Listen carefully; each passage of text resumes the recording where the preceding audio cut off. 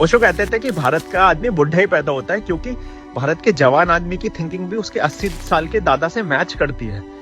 वो पुरानी थिंकिंग को कभी चैलेंज ही नहीं करता है। वो ये मान के बैठा हुआ है कि 2000 साल पहले जो लिख दिया गया था वही बेस्ट है और उसमें कुछ भी चेंज करने की जरूरत ही नहीं है।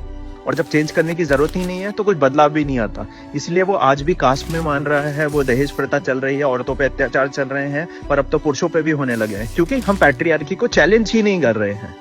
हमने पश्चिम से उनका पहनावा तो कॉपी कर लिया है, उनके गैजेट्स भी यूज कर रहे हैं, पर उनकी वैचारिक क्रांति को हम अपना नहीं पाए हैं।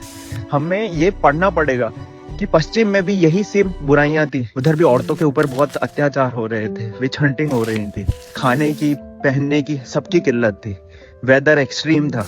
लेकिन वहां पे वैचारिक क्रांति आई, लोगों ने आवाज उठाई, 200-300 सालों तक रिवोल्ट हुए और उसके बाद आज वो डेवलप्ड हो पाए हैं।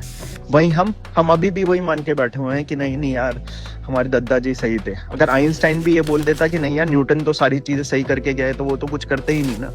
हर पीढ़ी की ये जिम्मेदारी होती है कि वो पिछली पीढ़ी की जो बातें बताई गई हैं उनके ऊपर या तो उसको